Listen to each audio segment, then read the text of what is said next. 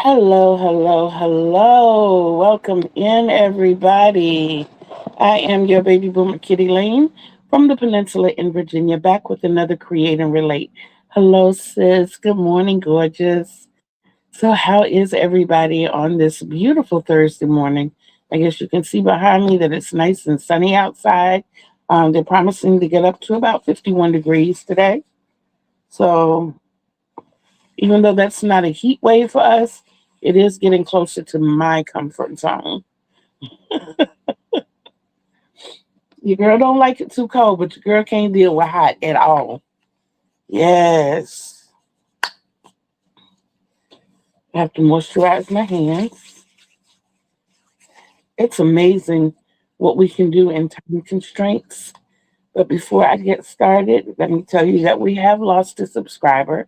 We're down to 527, and that's fine. It's okay. We still have 473 to go. But what it has afforded me is the opportunity to kind of chill on the subscriber projects that I'm working on. And my focus has been on one project. And if you saw the video that I posted in the wee hours of the morning, I was trying to post it before I went to sleep last night.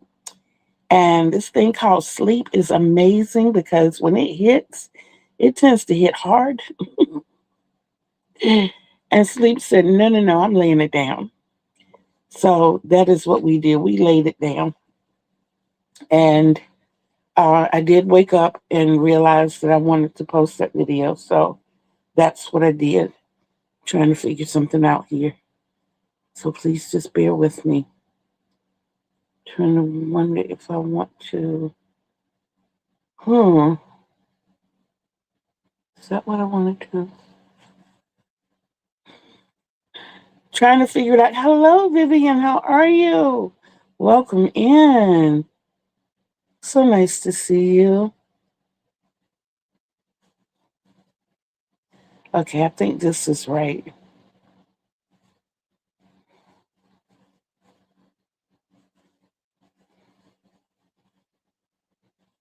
Okay, so our viewing hours are very close to 2200. So my ideal temperature, sis, is probably between 55 and 60. So I would say 57 to put it on an average.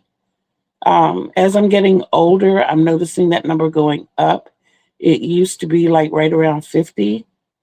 So I think, in getting older, that I'm accepting a little warmer, but I still can't take it too hot. Anything that makes you sweat is just, especially if you're just sitting still and sweating. That's a problem. that's that's a serious problem. Yes. So if you saw the video, you know that I am working on the Stitcher Hood donation. Try that again. The Stitcher Hood donation blanket. Excuse me, guys. Um, I frogged it down to the foundation row and started working it up. And I got up to the fifth row and realized my count was off. So then I decided to frog the entire thing. Now, I did do the foundation row with a different hook, but I used the same size. And what I used was my lighted hooks to do the foundation row. And it's working out perfectly because the neck of that one is a little fatter than the Susan Bates as well. But it gave me just enough that my work, all of this came together. All of this is coming together really, really, really well. So I'm excited about that. And I'm excited to see how much I can do today since that's going to be my main focus of crochet. I got quite a bit I want to talk to you about today. Um, I think you all saw this one. I did complete it.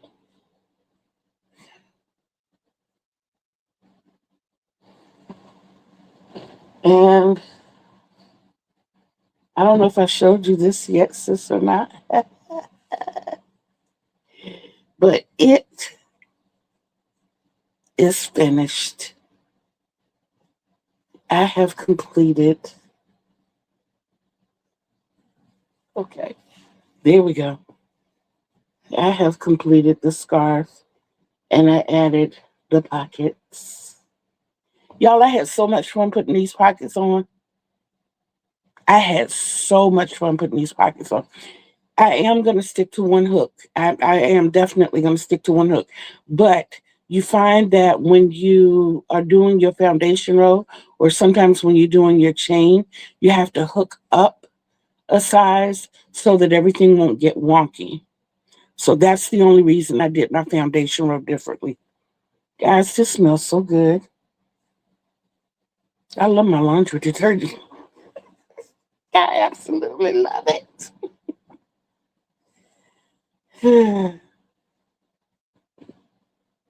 Yeah, I was fanning the blanket around and I was like, ooh, that smells good. But yeah, I'm excited to take this over and give it to him.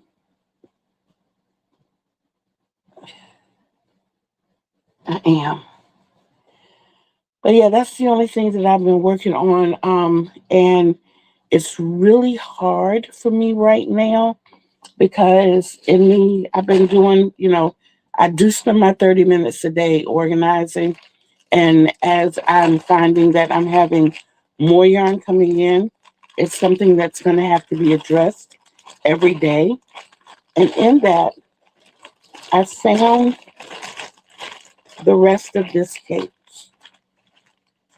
And Joan, you know from some of the yarn that I just got, which was free from Temu, I got 7 free items from Temu. Free. I didn't have to pay shipping. I didn't have to pay taxes. I got 7 free items from Temu. And most of them were yarn. I did. I total transparency. But I saw this macchiato cake, and it is the darker tan is not in there. It's kind of like tan and a grayish tan. I think the color of this, the colorway on this one, I know it's here.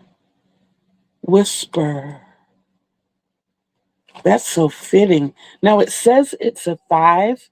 But guys, this works up like a 4. It looks more like a true 4. And I'm doing it with the Mainstay Sparkle. The Mainstay Sparkle is like a thin 4, but you can see that it's really not that much difference. See that? That's the Mainstay Sparkle, and this is the Caramel Macchiato. And this Caramel Macchiato is 80% acrylic, 20% wool.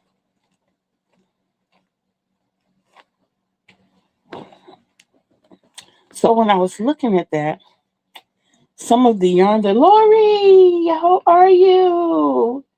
My twin in stitches. With a lot of the yarn that I got 2 10-packs, one of brown and one of beige. Let's see if I can reach them for you. So y'all can see what I'm talking about. Oops. It's at the floor. It's in the package. See, Lori? Something else we have in common, the dropsies. I declare y'all, if we don't drop at least 20 things a day, I get to the point I chuckle now. So these are the 2 browns that I got from Temu. I got the dark brown, which doesn't have anything on it to let you know anything. But I remember I chose brown. Okay, wait a minute. Well, hold up. It says chocolates. And this one says khaki. But guys, look at these 3 together. But wait, there's more.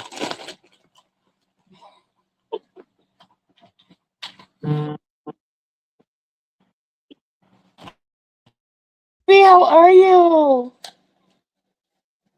So,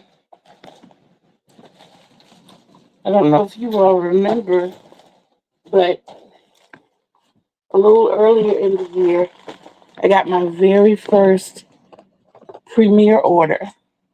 And in that order, I had pecan.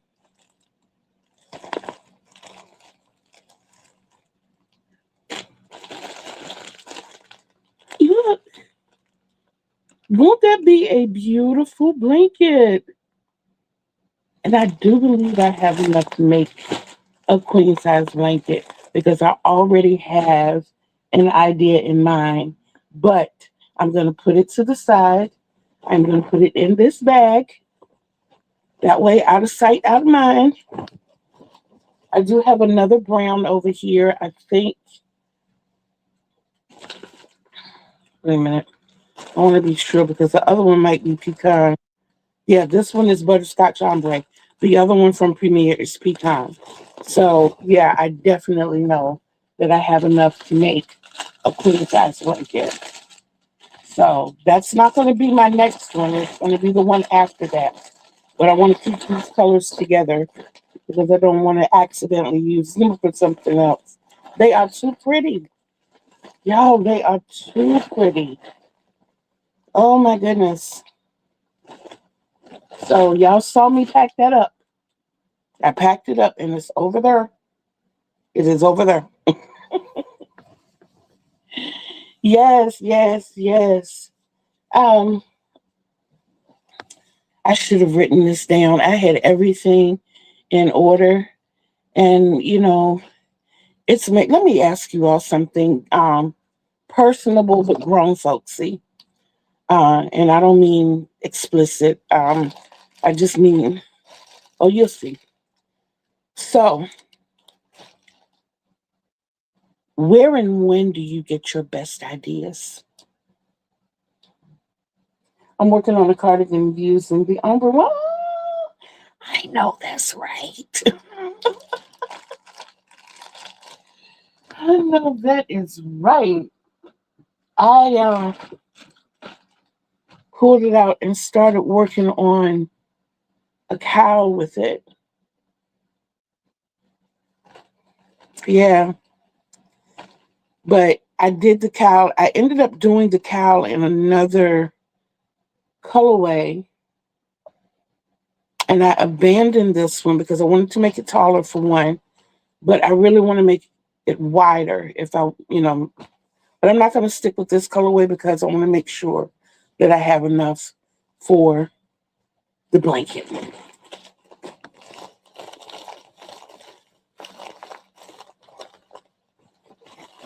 Okay.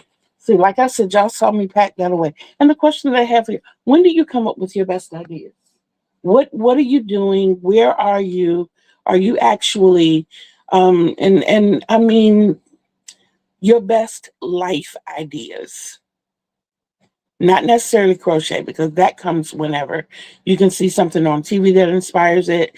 You can see uh, colors that inspire it. You can actually be in the yarn store and they speak to you and say, "Hey, I'm a blanket. Come get me." Or you can walk down one aisle and see a color and go down the other aisle and see another, and instantly in your brain they go together, and you can see the most beautiful shawl. So I understand that comes differently. But I wanted to talk to you guys this morning about something. And in me sitting there thinking about it, something came up that should have gone before that. And I was like, look at that segue. That would be perfect. And then in that, something else came up. And I'm like, that's three little stories right there together that can be made into one. But I have forgotten the other two that I came up with this morning. My best ideas come when I'm seated upon my porcelain throne. I don't know why, but it's like that moment of solitude and peace. The ideas just pour in, and I think when we flush, those ideas flush too. I need a notebook there. But what I wanted to talk to you all about, honestly, I hear people say a lot, and I have come in contact with it a lot over the past 2 days. I've reconnected with a lot of classmates from my past, and it's like we were really communicating for a while. What happened? And out of the 7 people I reconnected with, 6 of them said I had to find myself. And a thought came to me. I wondered if I ever thought that in my life. I don't think so, guys. And it doesn't mean that I'm grounded because I've been in a shared mental space with them. Um, but my philosophy is I don't ever want to find myself because I always want more. I always want better. I always want improvement. So I feel like if I ever find myself, then I have nothing else to reach for or nothing else to strive for. Let me know in the comments how you feel about that comment or how you feel about that idea. Have you ever thought about it that way? Does that make sense to you? You know, it's okay to have goals and to even make those goals, but we don't stop there.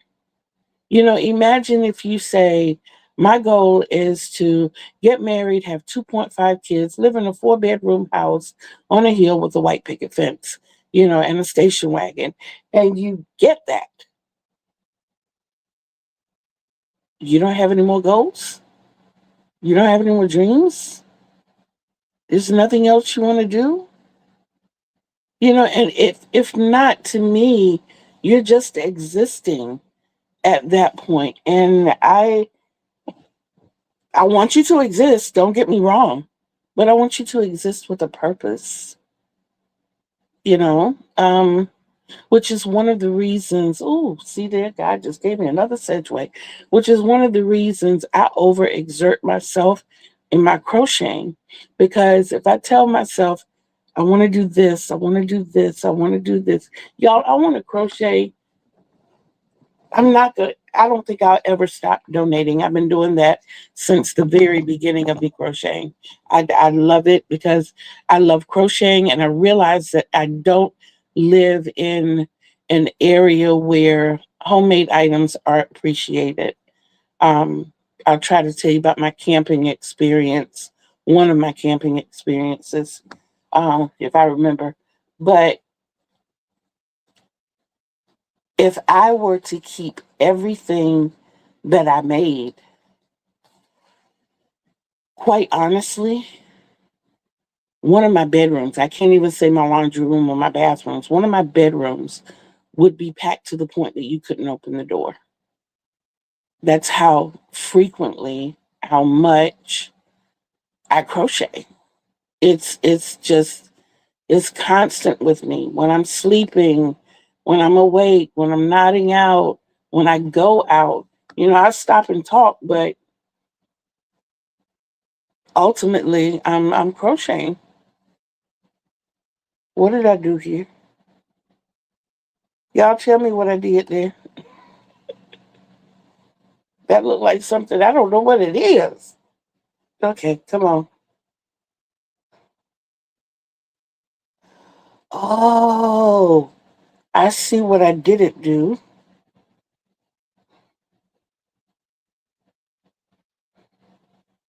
Okay, and we're back. Yes, we are back. But yeah, let me know how you feel about that. I ended a dating relationship because he said, I don't understand the whole personal growth thing. I'm good the way I am. I believe in constantly improving and reflecting. Absolutely. I think we go through the experiences that we go through in life because they're learning experiences, because they're lessons. Sometimes, you think about it, we were gifted with the ability to make decisions. and when we make the wrong decision, instead of looking at it as a failure, look at it as a lesson. So if you come to that fork in the road again, you know not to take that path. When you come to the oak tree and you see the long branch on the left and the trim branch on the right, well, the trim branch leads straight to the lake and there's nothing there, and the land is marshy before you get there. So it may look pleasant and easy, but it might not be. And the long limb to the left is still enough room to clear your car. But if you go down the road about 3 miles, you'll hit the highway again. So you'll be well on your way. So you learn from that. If somehow you have to double back and you come to that fork again, you know not to take that road to the right because you're going straight to the lake and you don't have a boat to get across. You know? So I love growth, reflecting, growth, reflecting. That's a cycle that I don't ever think I will get out of. When I was a little girl, I mean, and this is just to show you that you can reach those markers. When I was a little girl, my mom used to ask me, "What do you want to do when you grow up?" I said, "I want to have 12 kids. I want to be a nurse and I want to be a cheerleader." Well, guess what, guys? I birthed 4 children. I raised 35. I met that mark. I was a cheerleader for 4 years in high school, and I went to school for and got my certification in nursing assistance. I achieved those. But what if I had just stopped there? I can no longer be a nurse. Um, all my kids, all of them, are grown. I even got a grandson that's not biological that's grown, and starting his own family. He was actually my first grand, bless his heart. Um, I remember his dad used to bring him over and he was like, "Mom, um, can we go out for a little while?" I'm like, "Yeah." He said, "I've already fed him, I've already changed him. We just walked straight over here." Of course, I would check his diaper and everything, and I'd get a bottle and bring it to the bed.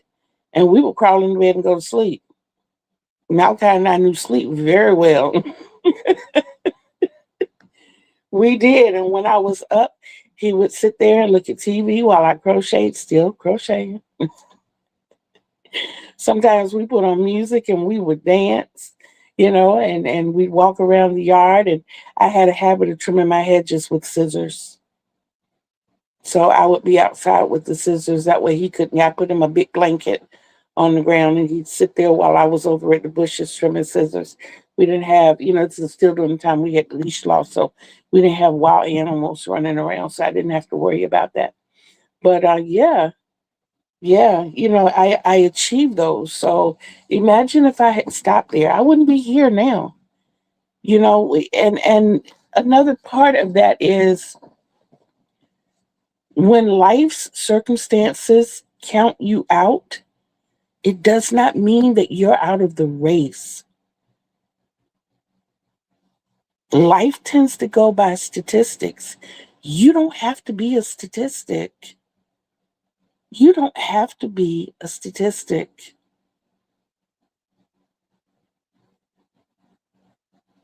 I can give you some more stories about that, starting with my birth. I was the second of twins, and I was not born on the same day as my twin sister. And my mom gave birth at a Catholic hospital. Doctor told her when my sister was born that I wasn't going to survive.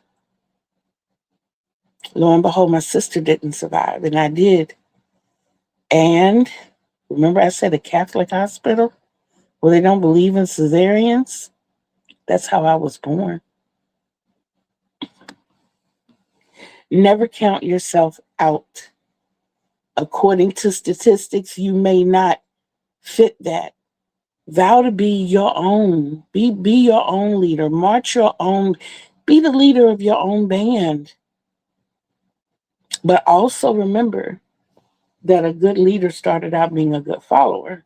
I know all of that sounds really, really confusing and all messed up, but I guess to put it into perspective, when I started my channel, and I'm going to talk a lot about that because we're coming up on 2 years for me, April 27th, I believe. I think it's either April 27th. No, it's April 20. I have to look at the date because I thought it was April 23rd for the longest. I think it's April 27th. But I actually started the channel in April. I didn't record my first video until June.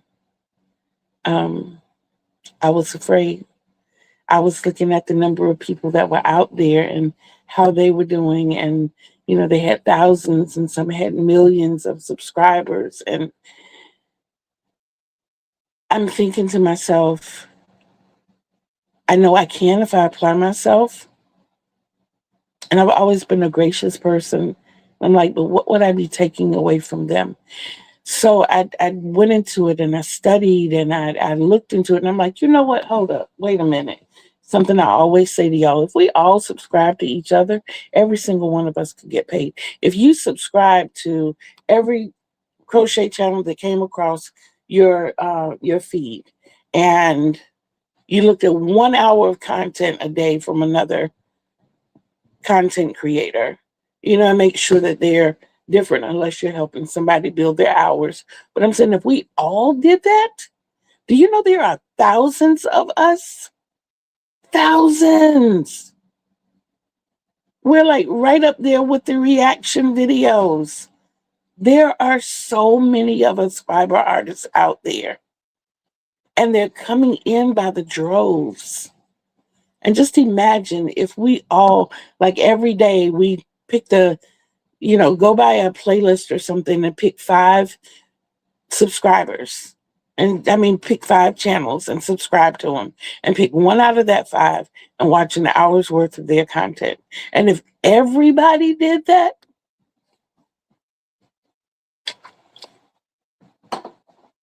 YouTube would be cutting all of us a check. They would be cutting each and every one of us a check. Lori, you're the mathematician. Tell them. Yeah, and I mean it works. It's a system that could work, but we know that it doesn't always work that way. But do we stop? No, we don't stop. We don't stop. I'm not stopping. I'm not stopping. I'm going to be here as long as my health permits. I'm going to be here for y'all on Tuesdays, Thursdays, now Fridays and Saturdays. And I've committed, if you saw the video that I dropped this morning, I've committed to as of Sunday and might start doing it now, depending. I'm just kind of setting up the idea now. Every night, I'm going to be posting a video on the progress of this blanket. And it'll probably just be somewhere between 15 to 30 minutes. Call it a little crochet session. I call it Crochet with Kitty. Crochet with a K. I love the Ks. I love the Ks. I mean, I go back Kitty. So yeah, and when you decide that you are not a statistic and that you want to step up and step out, know that you can do it alone. You can. But it is always helpful if you have at least one person in your corner by your side, either to motivate you or like my sister Joan to keep me accountable, or to like Michelle and Lori keep you boosted and headed in the right direction. Like BB and Tina and Kiara, who motivate me in other ways. Juan, who has reached out upon occasions. When you have that team behind you, I'm not stuck. See what I mean, y'all? You see what I mean? But when you have that team behind you, you know that there is no mountain out here that you can't conquer. There is not a single mountain out here that you can't climb to the top of and look for some stairs to go beyond. We're not talking about the Tower of Babel. We're going to leave that one alone. We were told a long time ago to leave that alone. So we're going to leave that alone. But I'm just saying, we have the potential, we have the capability. And if we have the drive, just two things, the drive and the humility. We have to stay humble. You have to stay humble. Because when you start getting big headed, God got a way of making you realize, hey, you know, that ain't it. So yeah. Yeah, just keep those things in mind, please. Please. I want to see all of us do well. I do. And I think as soon as we realize that, and my realization has really been coming over the past month or so, I can't keep up with the Joneses. I can't. I want to be a part of every challenge there is out there. Am I capable? I'm capable. I'm capable physically. I'm not capable mentally. Yes, I'm in the bushes and I'm working on this wedding. Okay, I got you. I got you. But am I capable? Yes, I'm capable. I'm capable. I've been granted a gift and I'm grateful for that gift. Um, but I also realize that if I don't use my wits about me, I will burn out in no time. So sometimes that means scaling back. Sometimes it means just outright telling yourself no to things.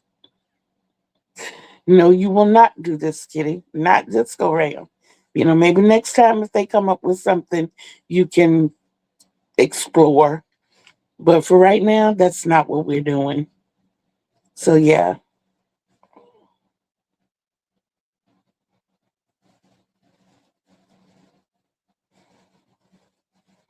But all of that is just something that I want you to keep in mind. I'm in the same boat. I can't do all the challenges I have to do, what I truly want to do. And sometimes, Lori, it's not even what we truly want to do as much as it is what we're called to do, you know? Um, what I would love, and I think I told you all this before, I would love to make 119 blankets every year. And every year at Christmas, just set a gift bag in front of each apartment door out here. There are 120 units out here. We don't need no more blankets. We we don't need no more crochet blankets. And for some people that would be what this year would be 6 blankets for them. But and it doesn't matter if I've given them blankets before or not. And actually it would be more because I'd consider the apartment manager, the assistant manager, and the maintenance man. But that's just something I would love to do. I would love for my daughter and I to sit together and crochet. And one of my biggest dreams has been to start a facility, take an old building and turn it into individuals, gut it and turn the inside into individual apartments. Of course, it would have to be several stories. On the bottom floor, we would have a swimming pool. We would have a cafeteria. We'd also have like a general store. We would have social services intake. We'd have a quick medical facility, and we'd have a transportation service. And there would be classes taught twice a week, every week, and the rent would be like dirt cheap. I mean, like dirt cheap, like $50 a week or $75 a week. But it would come with having to attend a class a week. And it would be for the homeless and underprivileged, just to help them get back on their feet. And we would teach classes like economics and budgeting and, even hygiene and um, money money marketing skills, those types of things that would help them better their situation and get them through life, things to look for in home buying, how to shop for the right apartment, how to shop for the right car, those types of things. And showing them like different fashion makeups that they could put together shopping at the consignment stores, those and all of that. But at the same time, if they say we're fixing up their room and dropped a chair on their toe and needed it looked at, they could go downstairs to the medical facility and get that taken care of and wouldn't have to worry about external bills, having to go to a hospital or something. But I would need the transportation system because if somebody needed to get somewhere in a hurry, or if they just needed to get to work or to go make their groceries or that type of thing, I would want them to have accessibility to a transportation service. Um, that's been a dream of mine for a very, very, very long time. And in that dream, I would sit in the office most of the time if I were not in the swimming pool, and I would be crocheting little trinkets and gifts and things for everybody there. I would. That's my heart. That's my spirit. That's what makes me happy, and yeah, yeah. So knowing that I don't have that building and finding out that I live very close to a homeless community, and a lot of them are like really, really close to the apartment. What I've learned, and I learned by accident. I took a blanket one day. I didn't tell y'all how it started. I took a blanket one day and I threw it across the fence, and it was a photo op. I wanted to take a picture of it. And by the time I walked back to where I wanted to be to take this photo, I turned around to see the blanket being snatched off the fence. And I got tickled. I didn't get mad. I didn't get mad because I felt like that's what happened. At first I felt like it was a joke. I felt like, my daughter or something was joking with me. But then when it didn't come back in a couple of minutes, well, I didn't see my daughter, coming up. I was like, huh, I wonder, and I was kind of hoping that they did because eventually that's where it would have gotten. I mean, when I ride along on my scooter and I see someone less fortunate, whatever blanket I have on my scooter, I give it to them. That's how I make blankets, you know, and it does my heart good. I told you all about my gifting bag. When somebody does something really, really spectacular, really sweet, really outstanding to me or my family or even to someone else, and I see it. I got a bag over here, green and white project bag over here, that when I make items, I'll fold them up and put them in that bag. And I'll tell a person, excuse me, can I see you for one moment? I noticed such and such and such and such. I thought that was really great. Just for me and my happiness, no strings attached. You want to look in this bag and get something, and then you open it up so they can see it. And they see hats and scarves and cows and wristies, or y'all call them fingerless gloves, those types of things, muffs and shawls and wraps and throws, all of that. They're sitting there like, oh my goodness, you made all of these? I did. You're not charging for it? No, no, because I sit at home and I do this all day. And there's no market in this area for it. But that doesn't mean I have to stop crocheting. Every now and then I do sell hats and headbands and cows, but I make blankets, y'all. I love making blankets. Yes, yes. So yeah. that is where we are. That is where we are. So yeah, like I said, like Lori and I were saying, sometimes we have to scale back and look at look at what we have. And sometimes you got to let the yarn talk to you. You got to let the project talk to you to find out, is this what I need right now? What is the purpose for this? Where are we going with this? Who is this going to benefit? Am I making this for someone in particular, or is this just going into my stash? And that's how I made the determination that not only did I want to restart this Stitcherhood donation blanket, but I'm going to do everything in my power to have it completed by March 31st. I know it's March 19th. I know it. I know it. And I have 12 days. I know. I know. But if I continue to work diligently, I know that I can get it done. I know that I can get it done. Is that my final destination? No. No, not even. Y'all, I got a whole notebook of stuff that I want to tackle and am going to tackle. I have to learn with my designer type brain that when I get ideas, I need to go ahead on and set that aside. I already have the design and everything in my head. I know what I'm doing.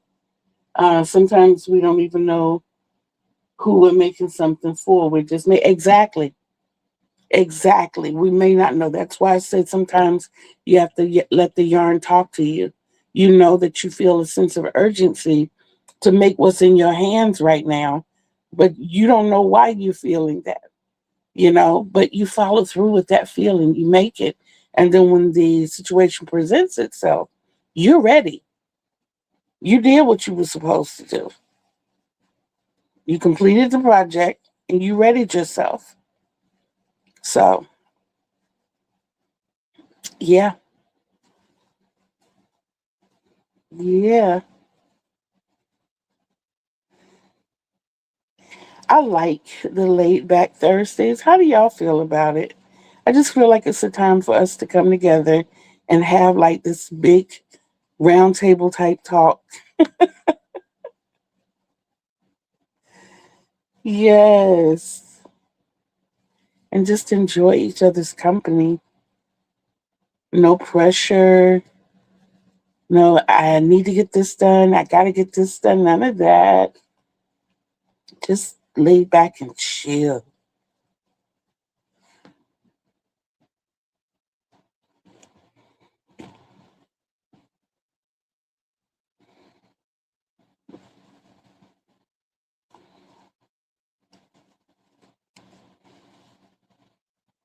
See, this is where we are. This is where we are. This is where we are. What?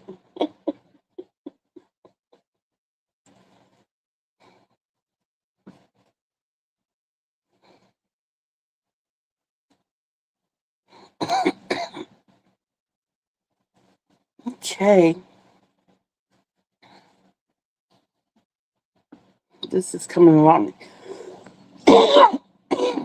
Excuse me, y'all.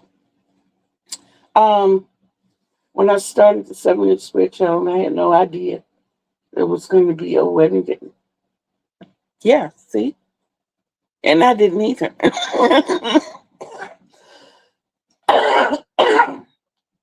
When I started that challenge, it was because I wanted to reacquaint myself with my love of squares. Um, I had lost it. And I don't think it was the love of squares that I lost. I think it was the joining of the squares that was somewhat irritating me.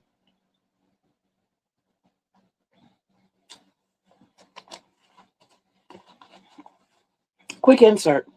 You saw me sipping on my coffee. You just saw me grab my water. I got 2 bottles of water. I have my double coffee, and I also have my Petria bowl. Y'all, I plan to put in some work today. When y'all see this blanket again, if I record tonight and I'm putting this on everything. Even if I record tonight, you're going to see a significant difference in this. I am set up and ready to crochet and am. But yeah, I had kind of lost it with squares because I was tired of no matter which method I was using, I was doing everything but the join as you go. So when I found the join as you go, then it was I want to do squares, but then I didn't want to do typical squares. I was just I'm like you sit here, you double crochet, double crochet three, skip the cluster, double crochet three times, skip the cluster, and it's like that all the way around continuously. So then I sat here piddling, and I'm like, you know what? If I make blankets in the round and I create different styles, what's to stop me from making squares like that? It doesn't have to be a big blanket, it can be a square. I often say if I could take this right here and duplicate it and just make 9 of these, that would be a pretty blanket. Well, same concept. Make a 7-inch square, make 36 of them, or 42 of them, or 49 of them. And if you think about those figures, when you finish, you will still have a blanket in Boggy Creek's size requirement. So if you wanted to donate it to Boggy Creek, you could. Let me tell you something else about donations. What I have learned living in this area. A lot of people talk that talk, but they don't walk that walk. They do not. I, for the life of me, had never, ever, ever heard of a Salvation Army who does not accept donations. Okay, I'm doing the flat braid to join the squares. I know that's pretty. I know it's pretty. But the Salvation Army does not accept donations. Um United Way doesn't accept donations. There are quite a few of them here, guys. Churches that give away clothing and things. I'm like, here, I got like 6 blankets I can give you guys. And you could, no, no, no, no, no, no, no. Those look valuable. And okay, they're homemade. And I made them, you know. I had talked to the assistant police chief and set up with her that she was going to, it'll give you the air. Oh, okay. Okay. Um, I was talking to the assistant fire chief, and she seemed excited. I had 4 bags of donations, various types of things. You know, it was just that it was getting to be a bit excessive. They were really growing, and I wanted to be able to give those items away to people who could use them. And I asked her if she knew of any local charities or donation areas. And she says, well, if it doesn't sound too bad, she said, I actually have a 401, of whatever that charity is. And she said that because she sews, when she makes things, she gives them to the oncology clinic over in the city where I used to live because she herself has needed their services. And I said, okay, great. You know, most of what I have to give is hats. I have hats, I have scarves, yada, yada, yada. We set up a time and a date for her to come pick up these bags.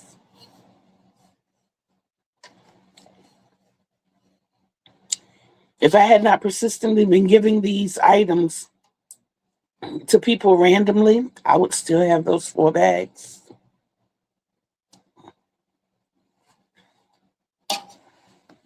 So, when looking into organizations to donate to, ask questions. Do you want me to bring these to you, or are you willing to come pick them up? Is there a charge for you coming to pick them up? I am not, let them know I'm not selling these items to you. You can't control what they do, but I would really prefer to see them going to a home that needs them as opposed to selling them, you know, because then those people are making a profit off of you. And you have the ability, the right to choose which charity you or donation organization, donative organization you want to give to. You have that choice. Nobody can rope you into that. Mama Cougar said so.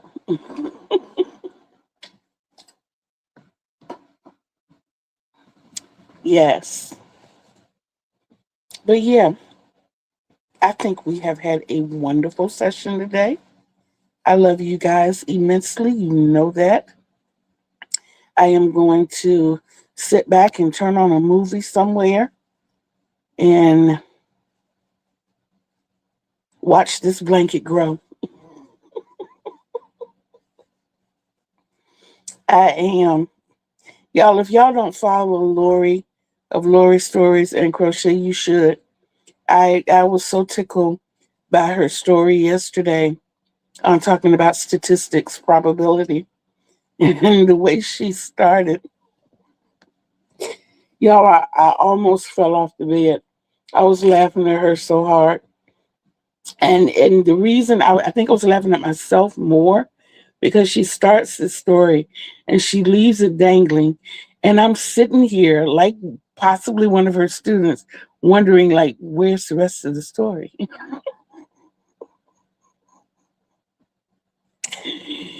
When you become so engrossed, you're sitting here and you're looking at the screen like, and then when they just stop, you're like,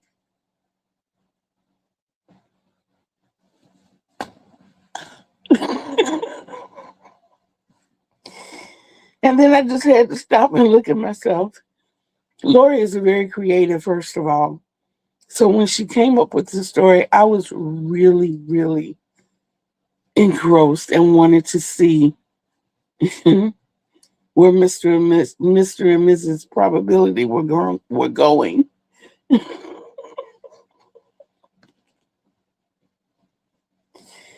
It had to be good because I'm still talking about it.